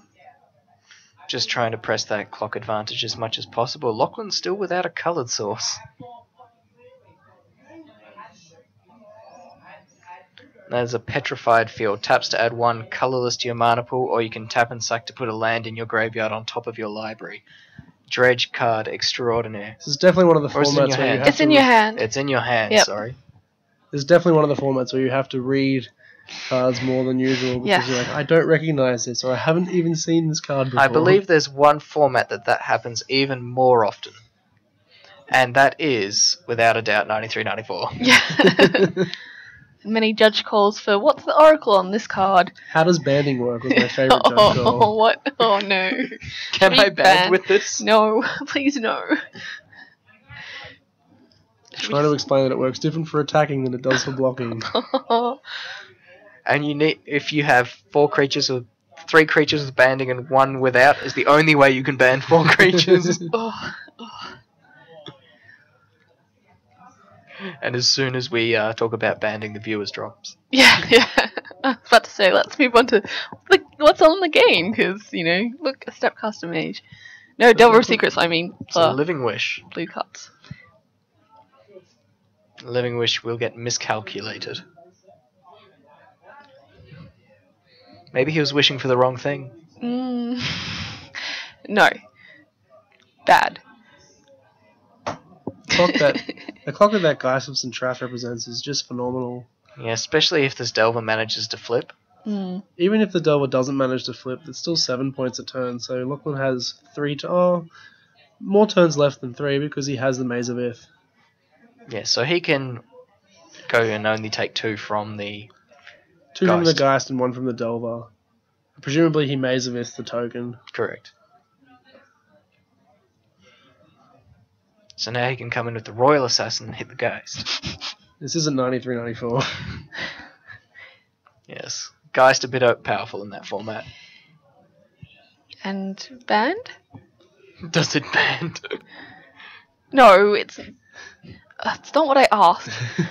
You can't play it in 93-94. I did learn about an interesting combo in 93-94 yesterday. If you have a Chaos Orb and a Guardian Beast, you can keep paying one and flipping the Chaos Orb, because the Chaos Orb doesn't sacrifice, it destroys itself. And Guardian Beast prevents destroy effects working on artifacts while it's untapped. So for 1 mana, you can just keep flipping and blowing up as many permanents as you can on your opponent's board. It made me very excited because I have 2 Guardian Beasts and a Chaos Orb. Ooh. I'm going to have to squeeze it into my black deck. Yeah. There's a very, very interesting combination there. So Lachlan here trying to run out a defense grid so he can go and combo off unhindered, but it did get counterspelled by Dominic here. And that Delver has flipped. Did we catch what card was revealed to the Delver? No, I didn't, sorry.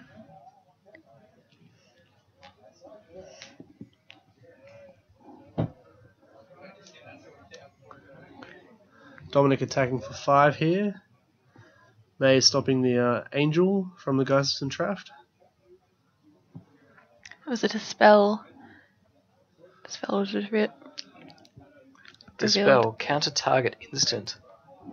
Well, thankfully all those draw 7 spells are actually sorceries. Not the time spiral. Time spiral isn't it? Is Spiral sorcery? It's an instant. Let's see. No, Time Spiral is definitely sorcery. Is a sorcery. What? It would be too What good was if it I was an watching instant. it? What was I reading? Oh, Diminishing Returns? I don't know. Is that an instant? Nope, Diminishing Returns is also a sorcery. Yeah, I think most of the draw 7s are all sorceries, which makes them Burning Wishable. I think the only one I can think of is maybe Talaria Winds. Yeah, that I wasn't thinking of Talaria Winds. Here we go. Okay, for our Legacy event, we did win Burn 1 in the end. Burn managed to get there in the final. He managed to come in at 3rd or 4th place in the Swiss and managed to fight his way through all the way to the top. I definitely thought it was a favourite to win with all that Rogue Delver in the top 8. Yeah, as long as he dodged the Omni Show matchup or the Dredge matchup, I thought he was set to do quite well there. And he did defeat Graham King on Rug in the finals. Graham King also managed to come 2nd in the Vintage, where consistency is key. I think he just missed out on Master of Masters. I believe he did miss out on Master of Masters. He had a slightly poor showing today and missed out to Leroy Martin, who managed to come 4th and 3rd in the Vintage, 9th in the Legacy, and somewhere in the mid-teens today.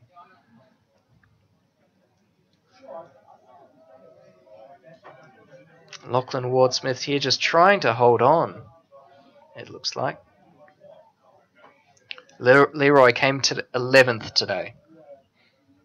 So he also had a very good weekend. Yeah. Memory Jar. Memory First Jar, roll 7. with his opponent tapped out, leaves only Daze and Force of Will. Really, as Was cards it a that can be Reaping So that played. he used to get the Talarian Academy? Yes, that was a Reap and So. I believe it's the Entwine card, right, that you can use to destroy a land? But I always seem to forget its second mode is our search for one as well. Liam, ideally what this deck is doing is it's going to draw into 7s and use the Academy with all the artifacts in play to use... It's going to use the Talarian Academy to make lots of mana, draw 7s, untap effects such as Time Spiral. It's going to use things like Frantic Search to Candelabra of Tornos to continually untap the Talarian Academy or the Mishra's Workshop or whatever land he needs. And then it's going to draw cards with things like Rings of Bright Earth, Voltaic Key, and then it's going to eventually win off by casting a giant blue sun zenith or casting an Emrakul from the sideboard. So if Lachlan gets to untap and get to his next turn, he can activate the memory jar. He also has the Tolarian Academy. And is that a petrified field or is it a deserted temple Petrified that That he is a field. petrified has? field. So he can't untap the Academy using that And I land. think that's an engineered explosive in Dominic's hand. I think he's going to play it for 2. Break one of the mana filters so he can't put the blue into other colours. Does it also shut down the Mox Opal there? No, it's only those CMC equals 2.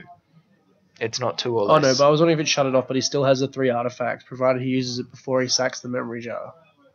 I would suspect that with his deck composition, if he cracks the memory jar, he's going to find artifacts. Something big happening here. I suspect it's a time spiral. Oh, an Ugin.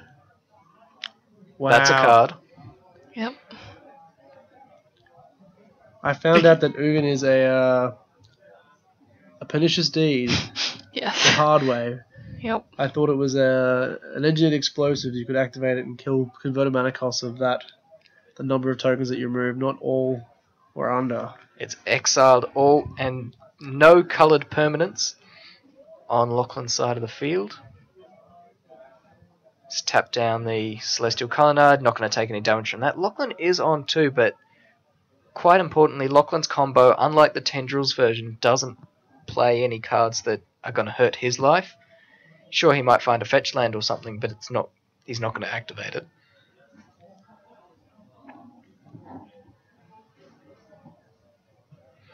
Lachlan taunting his opponent with only 1 card. Yep. Can't quite shuffle it, so spinning it instead.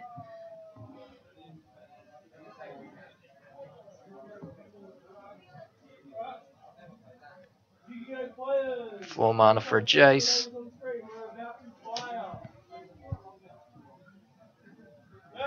Fate Seal and Fate Jace, Sealing. presumably to put it out of range from Ugin. Ugin can just -4 here and exile it. He could also +1 though, I believe, and shoot Jace. He could shoot Jace. If Dominic chose to brainstorm. So he saw a transmute artifact with that Fate Seal. Did he leave it on top though? I presume he put it on the bottom. I missed that.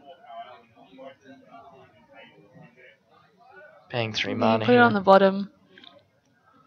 Rings of Is it Brighthearth. rings? So when he activates his memory jar, he can do it twice. Oh, but they'll be stacked on top of each other. So they won't gain much from that. All he's really doing is exiling 7. If he does that. Though, can you Rings of Brighthearth a Planeswalker ability? Yes, it is an activated ability, I believe. Yes. Yes, you can. So he could have just shot Jace I for believe 6. it's any activated ability. But he can also use rings with Deserted Temple and Minamo to untap his Tolarian Academy twice. Yes. And I believe it will get him infinite mana if he has the Temple, the Minamo, the Academy, and the rings. Yes. Yeah, so Deserted Copy, Deserted Temple and the rings, Minamo and rings. Unfortunately, Makoriko does have infinite draw, or it can draw him 2 cards a turn. If he's got the Zuran Orb Crucible, it's infinite draw with that. Lachlan's certainly going big this turn with all these artifacts. Yep. Oh, Oh. Candelabra untapping Academy twice is quite Mm. a hefty amount of mana. The rings is just absolutely amazing at this point. Basically anything there is good to double. Rishadan Port there. If he Tap gets the down 2 of his Voltaic lands. Key here, he can go infinite mana as well with Voltaic Key, Candelabra, and rings. Yes. This is certainly a combo with a lot of angles. Yes.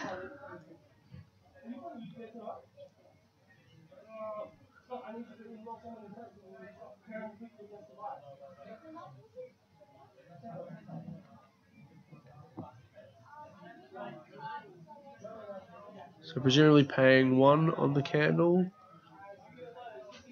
Oh no, all the mana on the candle to untap the lands. And I assume triggering. He's doubled the ability here with the Rings of Bright Hearth.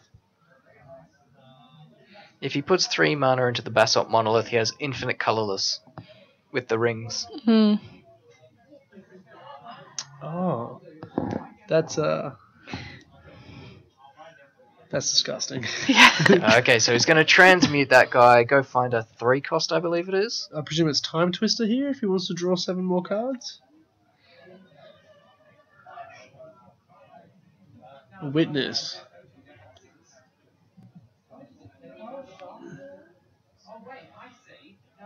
Oh, and with the Chromatic Lantern, those lands tap for any color. Yes.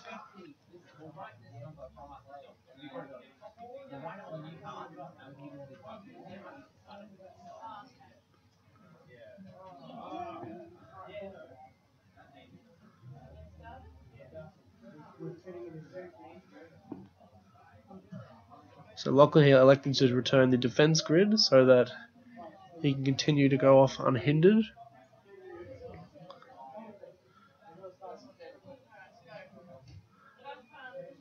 Lachlan here going through everything very quickly considering what he's actually doing. Time reversal. Time reversal, just Time Twister, except it does exile the card. He still does have the memory jar trigger waiting for him at end of turn. So whatever he does with all the cards he draws this turn, he must have made the most of them before he gets rid of them. Yep.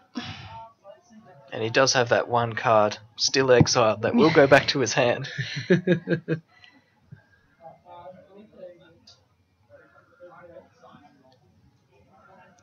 out 7.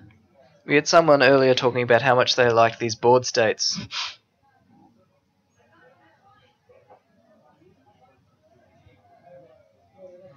Lachlan getting the fast bond here. I see a Tezzeret in his hand as well. He can use the Tezzeret's ability and double it with Rings of Brighthearth to untap the Candelabra, which he can then double as well. He's already got infinite mana. Yeah. But it's not infinite coloured mana. True. Trinket Mage here goes get Zurin Orb. They both draw infinite cards with the Mikoriko until he can find something that allows him to, for only him to draw cards, and then he's going to Cunning Wish for Blue Suns here. I don't think he's going to go for the Living Wish kill. So Fry wasn't lying to me when he said the deck just plays 43 lands and then wins the game somehow. All in one turn. Yeah. And with that defense grid in play, Dominic is just absolutely doing nothing.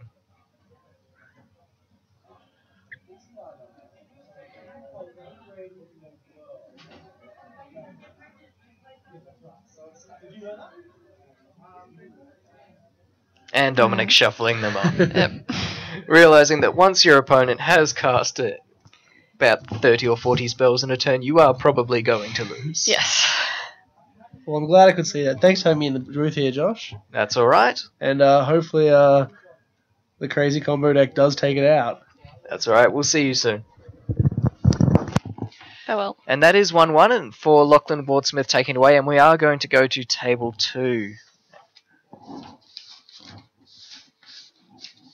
And we're just going to confirm that this score is still 1-0 in for Isaac Egan, but I do believe a second game has taken place, and it looks like Mace has probably taken it. Otherwise, this match would be over. Mm.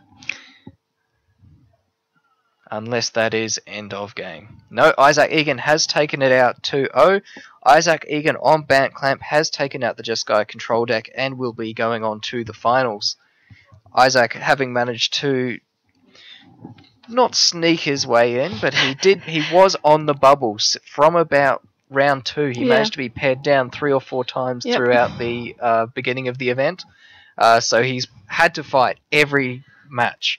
He's made his way through into the top 8, top 4, and now he's finally on to the final. Yeah, and the quarters game was very close as well. When we finished off with the coverage, we went out and had a look, and pretty close. Yeah, he did. It was a very close game. It was a game. It was only a game 2. He did win in 2 games against Jimbo, but I believe and he pointed out that Jimbo got incredibly unlucky Yes. with a number of draws there. I think Jimbo ended up with something like all the lands in his deck on the field. Bit mana flooded. And if you've just joined us, welcome viewers. You're here at the Next Level Games Highlander event, part of the Eternal Masters series. We have had sanctioned events all the way through this weekend. We had 50 players for sanctioned vintage, which was taken out by Espresso Stacks. We had Burn take out our legacy event at 67 players. We had the deck take out our 93-94 tournament. Not sanctioned though. What hipsters are Melbourneites? And finally, we are here watching the top four, the last match between Lachlan Ward-Smith on the Academy deck versus Dominic on his Esper mid-range. And we're going to be seeing Game 3 here. Dominic did lose that last game. He is now on the play. And we'll see what he has here.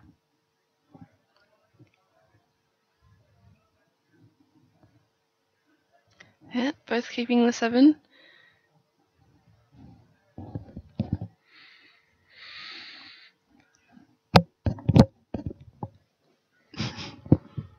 Look, I'm not lying here. I just want Lachlan to go. And this is why you play combo in Highlander. And say, do you got it? And if through to a Bank Clamp final. Yeah. And I think with the Bank Clamp decks, fewer counterspells. Yep. A lot more removal. Yep. A lot of do-nothings like mana creatures. I think the Academy deck is favoured in that matchup. If Lachlan does fall here and it goes to an Esper versus Bant, I'm going to give it to Bant. They're just bigger dudes. And the kind of small, more utility creatures run by the Esper deck is just, I don't think it's going to be good enough. No. Tight Hollow Sculler doesn't do much against something like a Birthing Pod. No.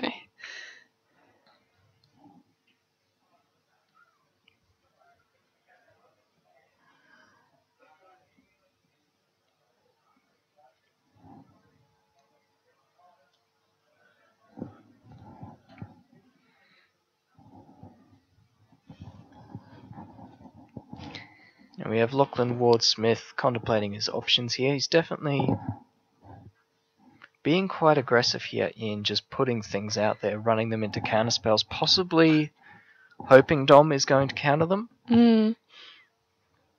Bear in mind that is a transmute artifact in his hand.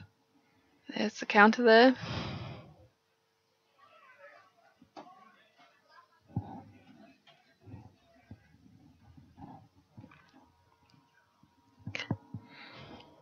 And for those of you who have just joined us, this is the Australian 7-Point Highlander Finals. Australian 7-Point Highlander is a singleton format using the vintage band list and standard deck construction rules, 60 main up to 15 in the sideboard, or 60 or more in the main. It does use the vintage band list, however, it does feature a sort of points list, which will govern the point costs of cards, and you can use up to 7 points in your deck. Your most powerful cards obviously worth more points. 4 points you'll find only Black Lotus, Tinker, and Ancestral Recall. Lower than that, you're going to find things like your Moxen, your Yawgmoth's Will. You go down to 2, Library of Alexandria, Mana Crypt, and your 1 point's a glut of, tutors and just things that make your life a lot easier. Survival of the Fittest, Tainted Pact, Wheel of Fortune, Wasteland. You have to choose which points you want on your list against other ones. And we have Lachlan Ward-Smith here running out a he looks like he has resolved a memory jar and is transmuting something. Transmute artifact, one of the great tinkers, in that you don't actually choose to sacrifice a card until the resolution. Yes. So unlike Tinker, you don't lose your artifact if they counter it.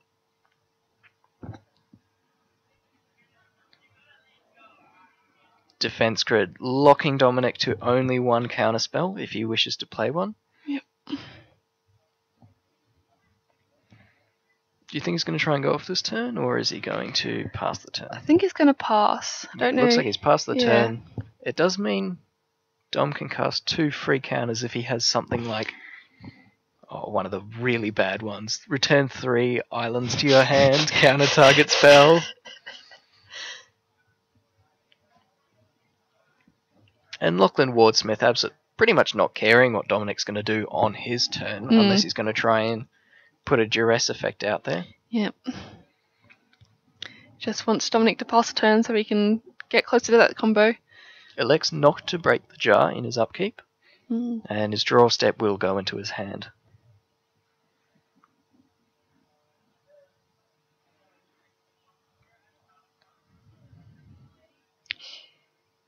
Transmute Drift of Phantasms.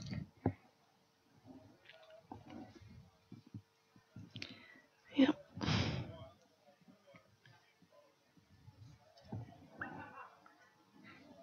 Drift of Phantasms, for those who don't know, it is a 0/5 for 3 with Flying and Defender. But the more important thing is it has Transmute for 1 blue, so he goes and gets a draw 7 off that. Being a lovely beta Time Twister. Yeah. I do like that card. That's quite nice.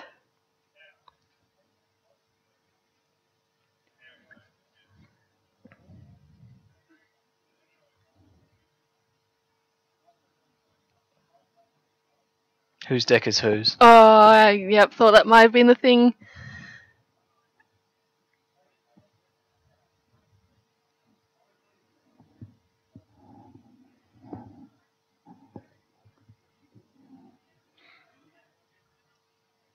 The points for the respective decks, we do have Tolarian Academy, obviously in Lachlan Ward-Smith's list. That's going to cost him 2 points out of his 7. The Fast Bond, Memory Jar, Time Twister, Time Spiral, and Mana Vault. In Dominic, on the other hand, he is paying the 2 points for the Skull Clamp, so they both are electing to pay a 2-pointer and then 5 1-pointers. Steel Shaper's Gift, True Name Nemesis, Jace the Mind Sculptor, Stoneforge Mystic, and a Treasure Cruise, coming out of Dominic in the Esper mid-range deck. And we may have a judge call or something here. It looks like the video may have frozen. And we are going to table 2.